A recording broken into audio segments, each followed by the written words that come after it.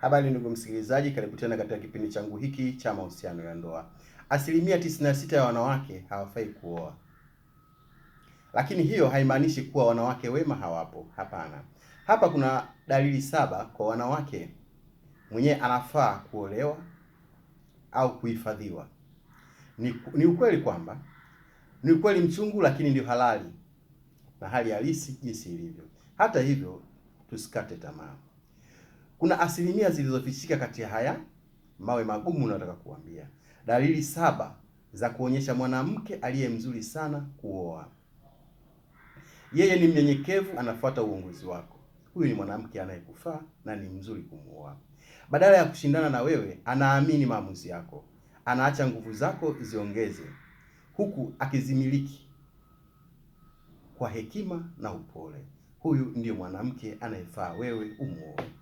Vile vile tunasema kuna mwanamke anayeheshimu mipaka yako na malengo yako. Hafanyi drama zisizo na sababu.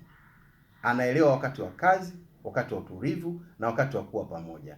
Mwanamke anayeheshimu mipaka yako anakujenga, hakubomoi. Huyo ni mwanamke mzuri wa kuoa. Hashindani na wanaume.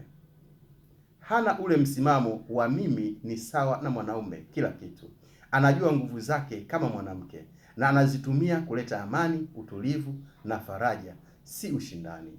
Huyo ni mwanamke mzuri na wewe ndiye anayefaa umuoe. Mwanamke ana maadili na mwendo mzuri. Huongei hovyo, hana tabia za kipuuzi, na halafu unamuona ana nidhamu ya kujiheshimu na anaheshimu watu wengine. Maadili yake yanaonekana kwenye maneno na matendo. Huyo ni mwanamke mzuri wa wewe kuoa.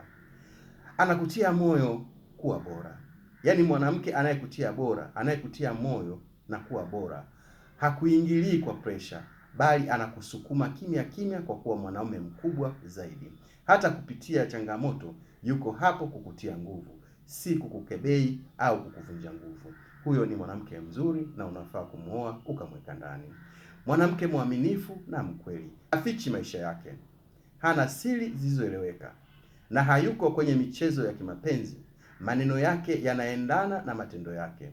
Hakufanyi uishi kwa wasiwasi wala kwa gumza. Huyo ni mwanamke mzuri wa wewe kuoa. Anathamini juhudi zako. Anatambua unachofanya, anafurahia vitu vidogo vidogo, kushukuru msaada mdogo na kuona thamani ya juhudi zako bila kudai yasiyowezekana. Huyo ni mwanamke mzuri na wewe anakufaa kumuoa.